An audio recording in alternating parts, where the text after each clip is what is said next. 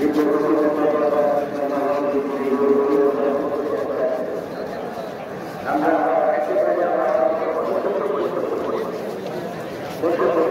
বাংলাদেশে আজকে একটা আওয়াজ, সারা বাংলাদেশে একটা আওয়াজ আমরা শুনতে পাচ্ছি। কি আওয়াজ?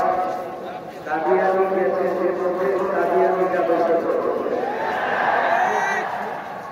কাদিয়ানিরা ইংরেজদের দালাল ছিল, কাদিয়ানিরা ভারতের রয়ের দালাল।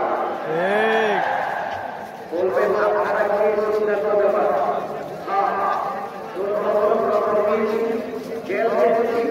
আমরা বাগানের মালিক, আর শুধুদিন আমরা বাগানের মালিক হয়ে গেছে।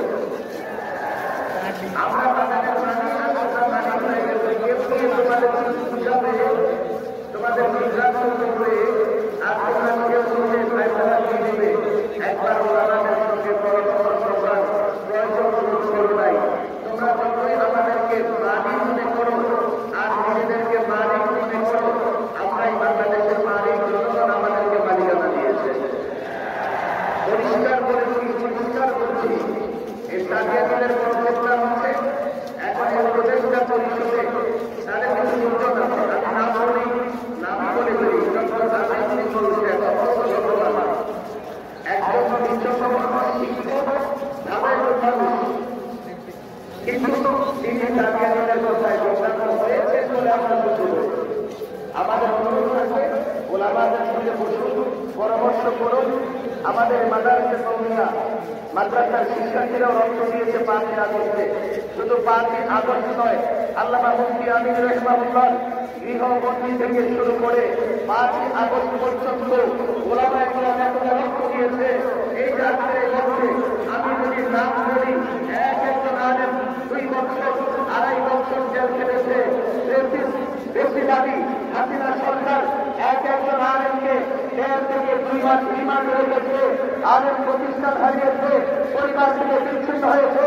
16 বছর জুলুম সহ্য করেছি আমরা। একজন একাধি দেখাও যারা বেশিবাদী হাসিনার বিরুদ্ধে লড়াই করেছে, আমরা করেছে। দেশ পুনর্গঠন আমরা করব। দাওয়াত ও তাবলীগের কাজ সঠিকভাবে পরিচালনার দায়িত্ব ওলামায়ে কেরাম পালন করবে।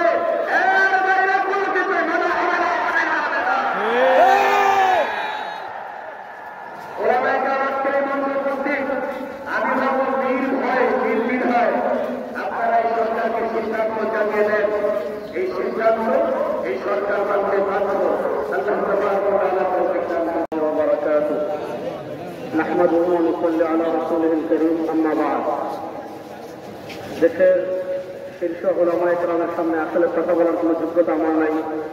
আমি খুব সংক্ষেপে 3টা কথা বলব। বর্তমানে আমাদের তাআতপন্থী ভাইদের সাথে ওনাকে বৈষম্যের কথা বলছেন।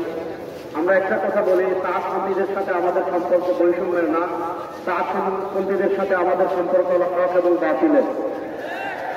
2 নম্বর একটা কথা, আল্লাহ রাব্বুল ইজ্জত ওয়াল জালাল 1400 বছর দ্বীনের হেফাজত করেছেন। পরবর্তী প্রজন্মের কাছে দ্বীন পৌঁছেছে হলো আলেমদের মাধ্যমে। ব্যক্তিগতভাবে একজন আলেমের জান্নাত হতে পারে, ব্যক্তিগতভাবে একজন আলেম গর্ব হতে, মানে তার এমনি তাসামু হতে পারে, কিন্তু একসাথে সকল উলামায়ে কেরাম সহিহ পথ থেকে বিচ্যুত হয়ে যাবে, এটা কঠিনকালে সম্ভব না। এটা হলে ইসলাম পৃথিবীতে থাকতো না।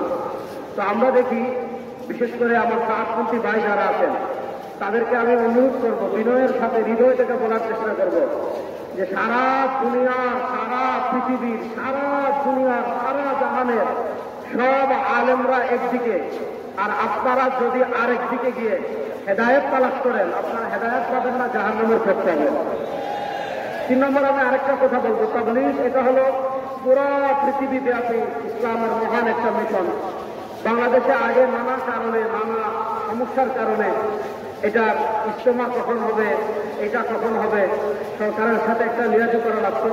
আমি খুব দৃঢ় মানুষ হিসাবে আমাদের মুরব্বীদের কাছে আমি অত্যন্ত বিনয়ের সাথে দরখাস্ত করব, 100 বছর থেকে তাবলীগ যেভাবে চলে আসছে, আমাদের মুরব্বীরা যে মশওয়ারা করবেন, আমাদের মুরব্বীরা যে সিদ্ধান্ত করবেন, সরকার অনুমতি দিলে আমরা সেই সময় ইজতেমা করব, না দিলেও আমরা সেই সময় ইজতেমা করবো ইনশাআল্লাহ। ইজতেমা কখন করব, কখন করব না, দূর কখন হব, কখন করব, কখন হবে না, এটা নিয়ে আমরা বিশেষ করে উলামায়ে কেরাম বাংলাদেশের না সারা দুনিয়ার আপামর জনসাধারণ সরকার বিশেষ করে হুকুমতে যারা যখন যেভাবে আসবেন তাদের আর আমরা কোনো হস্তক্ষেপ দেখতে চাই না, আমরা তাদের সহযোগিতা চাই। আসসালামু আলাইকুম।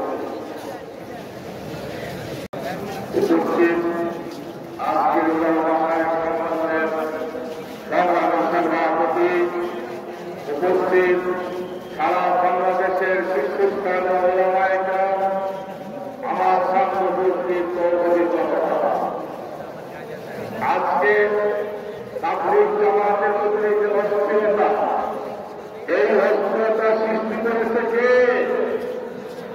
এই অস্থিরতা সৃষ্টি করেছে ভারতের মাওলানা সাহেব সাহেব।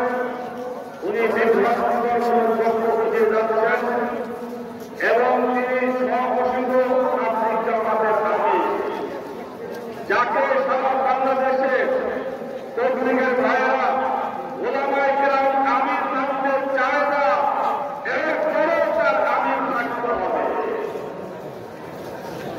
মাওলানা সাহেবের উদাহরণ হল আমাদের দেশের পবিত্র স্বৈরাচার শেখ হাসিনার। শেখ হাসিনাকে জনগণ প্রধানমন্ত্রী